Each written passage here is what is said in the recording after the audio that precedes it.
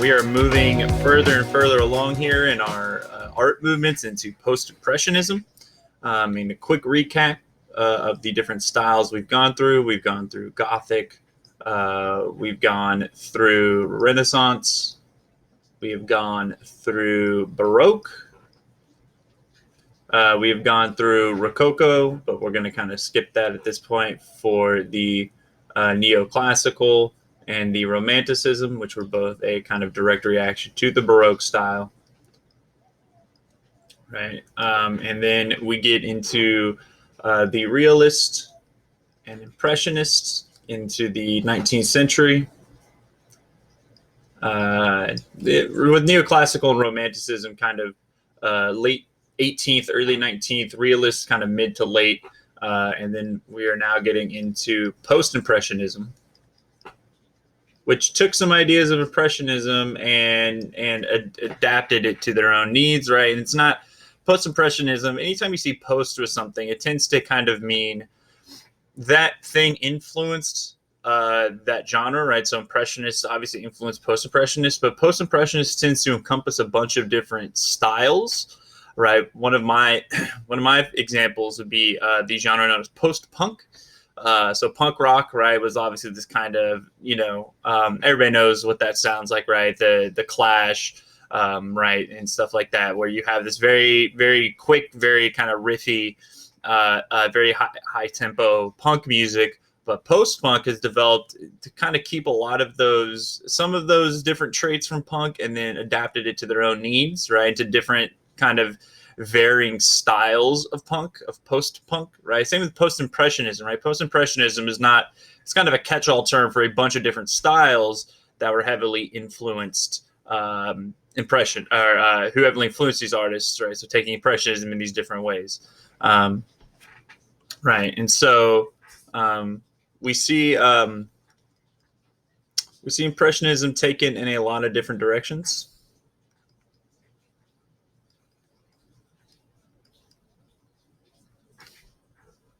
And the first artist we're going to talk about here, and these are all Post-Impressionists, right? I want to make that clear, right? All these artists are Post-Impressionists, even though the book doesn't necessarily say they are.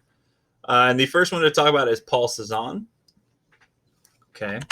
So Paula Zahn lives from 1839 to 1906. And he is upset with the lack of solid form in Impressionism.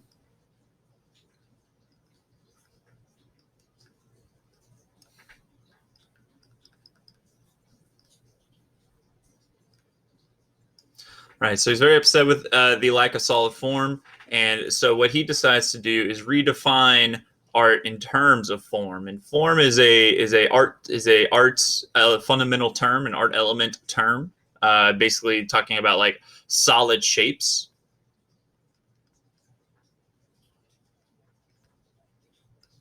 Okay.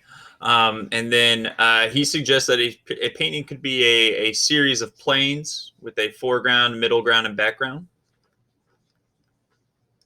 Right.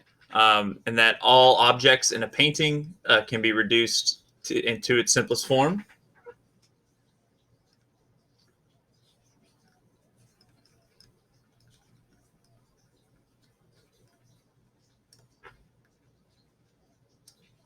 Okay. And so, for example, of a cube, a sphere, and a cone are kind of the big examples there, right? And so he will very clearly have influence on the Cubist movement that goes on later in the early 20th century. And let's take a look at some of his work right now, or at least one of his works, okay, which very clearly show the desire to focus on forms, right? Lots of spheres occurring in this art, right? Very simple, right? Okay, so that's Paula Zahn, again, very influential, right? And so another kind of something that many Post-Impressionists wanted, many Post-Impressionists, excuse me, many Post-Impressionists were focused on color. They were focused on the search for more brilliant use of colors.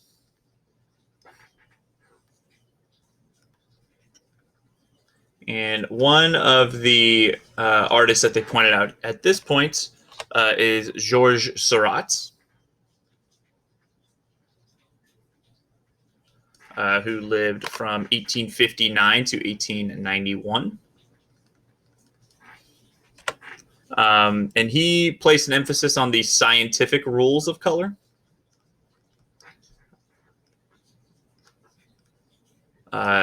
And specifically with complementary colors, right? He would create what's called optical mixing,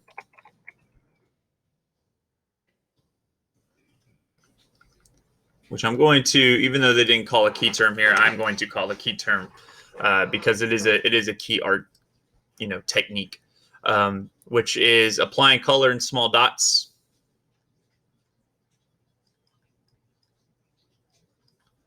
All right, applying colors in small dots of complementary colors, which we'll talk about complementary colors later on, but each color has a complement to it, right? That blends in the eye. So when you see it, it's not necessary. It's not, you don't see the two colors that he's applying, right? You see the color that they would make, right? So it is very vibrant. It's very vibrant, but what happens because of this, the technique emphasis results in very static compositions because they're more focused with the creation of the artwork than necessarily using, with Impressionists, right? It was all they really kind of just threw down the paint real quick onto the canvas to capture color in the atmosphere and in the environment. But because of this, we see the need to carefully apply the paint to the canvas, creates static compositions, right? They're not focusing on quick moving, right? Due to focus on technique. Okay. Let's take a look at one of those pieces, if we can. Here we go. All right, and so here you can kind of see, again, you can see the optical mixing occurring, right? These little dots that you see around, right? And what you're seeing here is, for example, on this kind of orange reddish shirt, you're not necessarily seeing that color. You're seeing that color, right? But if you look very closely, the dots are kind of different colors put together, right? And so because this is so painstaking, requires so much work, right? You see a commitment to kind of more static compositions, right? People are there's no movement to it. It looks like they're almost frozen in the painting, right? Okay. And so now we have a very young Dutch painter around the same time, a very famous Dutch painter, Vincent van Gogh, who, if you studied last year, was heavily featured in it for his kind of portrayal of his mentality through his art. It was from 1853 to 1890. And he uses theories of contrast and color, right? Which we saw. It's not the same as complementary colors, right? It's not the same idea, right? Contrasting colors are colors that are very different from each other, right? That kind of create some sort of vibrancy to the art. And as well as the direct application of paint, which is very similar to the Impressionists, right? So again, kind of to point out Post-Impressionists, these are all Post-Impressionists, right? But Cezanne focused on, kind of took, he was actually not happy with Impressionism, but his unhappiness with Impressionism makes him a Post-Impressionist, in that he is reacting to Impressionism, right? Georges Seurat, right, takes some of the ideas of Impressionism, right, but he kind of expands on them with his optical mixing. And Vincent van Gogh focuses on the direct application of paint from Impressionism, but moves it in a different way, right? He uses it in a different way, I should say. And he is capturing the bright lights of southern France with his paint, with his artwork.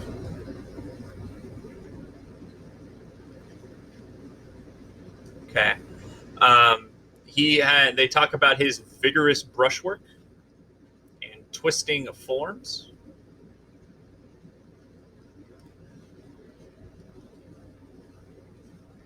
Right, which means like the forms that he is painting are kind of warped in ways, right?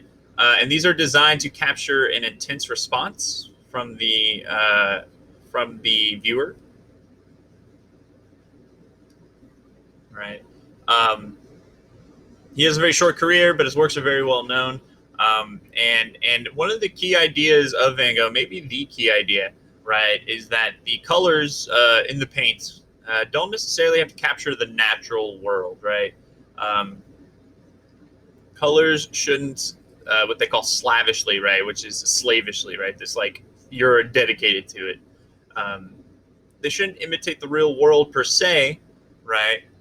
But should be intensified to portray human emotions.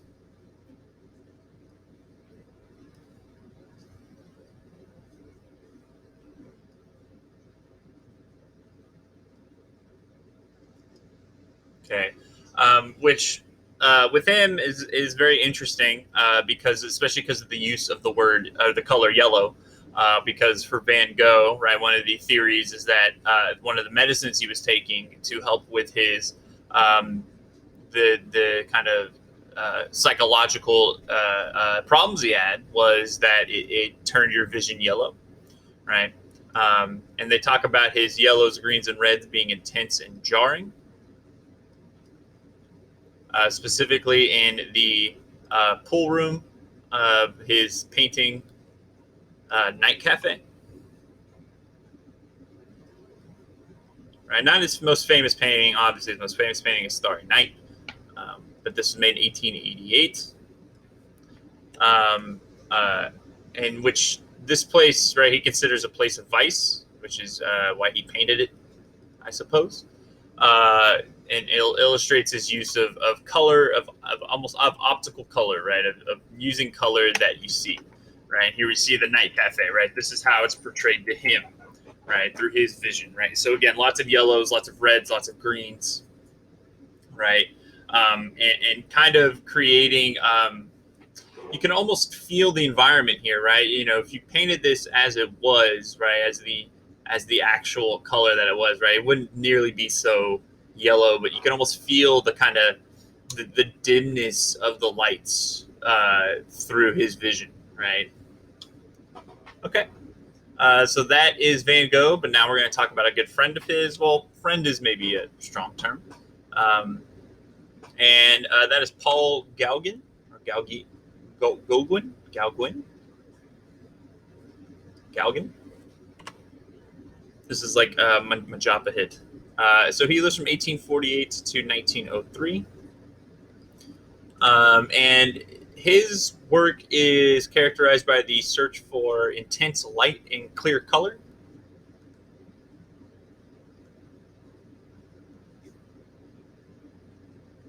Okay. Um,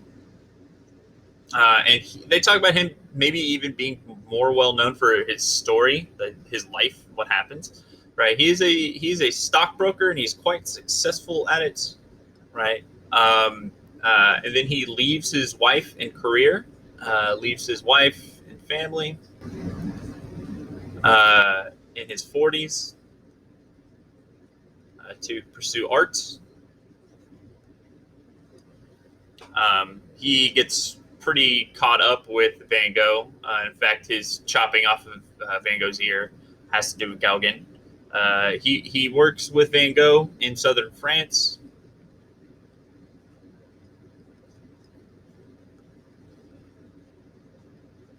But he's still dissatisfied with his art and searching for a more intense color and an unschooled style. He moves to Tahiti. He's looking for more intense color. and an unschooled style, right? He wants kind of a raw style that is not, the edges aren't dulled by the academy and stuff like that, right? And here he paints works that depict the lush tropical setting,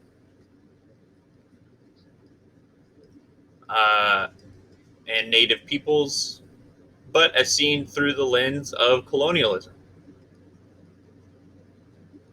He is himself, a colonist, essentially, of Tahiti, right? And so the resource kind of takes a detour here, right? That we see kind of outside influences on the art world, right? We see outside influences affecting art, right? Especially in terms of technology, right? We see the invention of the camera,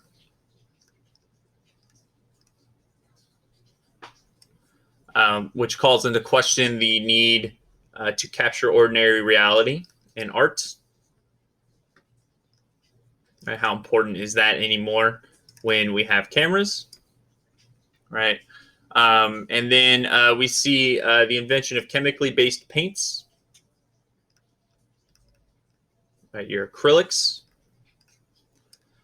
chemically based paint, and the paint tube. I don't know if it's acrylics per se. I think acrylics are a World War II invention. The paint tube, no, not the paint tube. The paint tube allowed for more outdoor production, outdoor use, let's say, right? And then we also see this is an era of exploration and colonialism. Exploration is pretty much done, but definitely colonialism and imperialism, right? In fact, at this time, it is imperialism, right? Late 19th century. That's what they would call it at this point.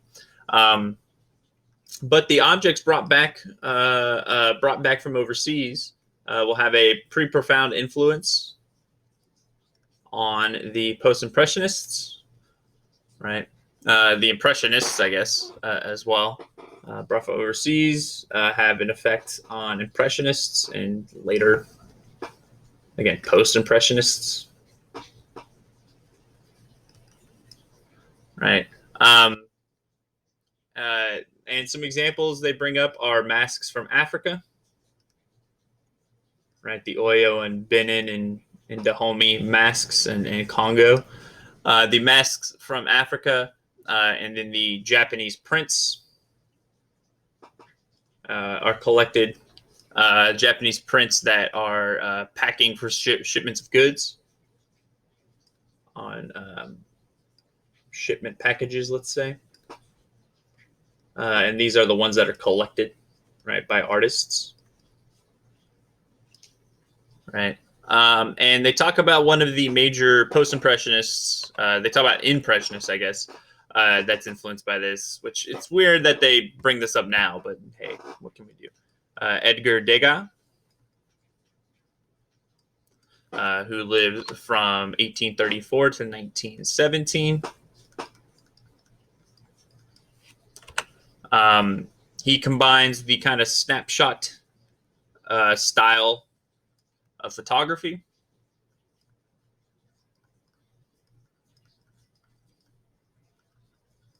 with the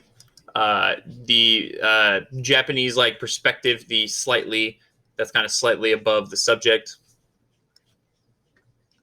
that we see in a lot of Japanese and really East Asian art in general. This actually really comes out of China in the early, with the Ming and Qing, Tang and Song, excuse me, landscape art, right? Sorry, here is a Paul Gauguin painting of Tahiti, right? Again, the use of colors, very raw colors, right? Attempt to create very, very raw colors, and the kind of the subjects of the Tahitian Islands, right? Here we have a Edgar Degas painting, right? Again, you have a dancer, right, from an overhead perspective, right? From a perspective you don't really see in European art, right? In European art, you're more akin to see something like this, right? Kind of almost head on, right? Art style or perspective, but we're seeing this from above, right? You can kind of see the other dancers back here, right? This is, I think this is like the curtain, right, on the side, and kind of see the people back here, right? Very interesting perspective, right? Okay. Yeah, they mentioned Degas as an impressionist. I mean, he might be. I mean, I'm probably not wrong. I would just make sure you know that he's an impressionist of this list of post-impressionists, at least according to the book. And then in England, last couple things here. In England, we have a group of what are known as the not the Jacobins, the Luddites, that are very upset with the effects of the Industrial Revolution, and their kind of art counterpart is known as the Raphael Lights. Okay, so we have artists who are upset with the Industrial Revolution. Right, so the Luddites are like, they actually destroy factories and machines and stuff. But the artists are known as the Pre-Raphaelites, which I believe is a reference to the Renaissance artist Raphael, right? And their style, right? They attempt to create a style that goes back to simpler forms of pre-Renaissance art, right? With obviously a lot of the new innovations of the era, but with a kind of simpler style that the Renaissance kind of started to make more complex, right? They create quasi-religious works, almost religious works, that are at least using like religious style ideas, right? And they blend romantic subjects. They blend archaic subjects, or archaic elements, and moralistic, right? So like highly moral subjects, right? Elements. And we can see that here. Let me click over. Okay. So this is a pre-Raphaelites piece of art, right? Again, very like, it's just a portrait of a woman, right? Nothing, not a whole lot of complexity, right? Just a portrait of a woman, right? And it looks very religious, right? Especially with the hat here. We saw this last year with the portrait of Henrietta Lacks, right? Kind of creating the Byzantine halo above her head, right? So it's not religious in per se, right? There's nothing godly about this, but there are elements of it that kind of harken back to those pre-Renaissance Christian art styles, right? And then their emphasis on, how am I going to do this? So their emphasis on sweeping curves and the use of nature will blend into another genre of architecture this time, pave the way for what is known as Art Nouveau.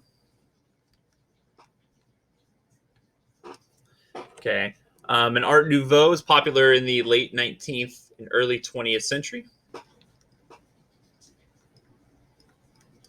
Right. And Art Nouveau is a style of decoration, of decor, of architecture, and design that was characterized by the depiction of leaves and flowers in what they call flowing and sinuous lines.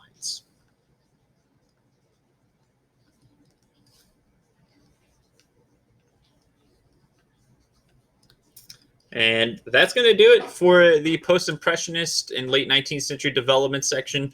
Again, Cézanne, Seurat, Van Gogh, and Gauguin are kind of main Post-Impressionists. Degas, an impressionist that's heavily influenced by foreign art. And then we had the Pre-Raphaelites and Art Nouveau as kind of this rejection of, anything from the Renaissance and beyond, although Art Nouveau just kind of takes it in a new direction, right? And so now we're kind of moving into the 20th century and the emergence of modernism, which is heavily influenced by Post-Impressionism. And basically, Post-Impressionism is going to give modernists the freedom to kind of move in any direction they want, which is why that's why we're kind of bundling them as modernism, right? There are a lot of different types of modernism, right? A lot of different genres within the modern era. Modernism itself, not necessarily a genre, more of just a label of 20th century art that makes it easy for us to kind of analyze it a little more. But until then, thank you guys for watching.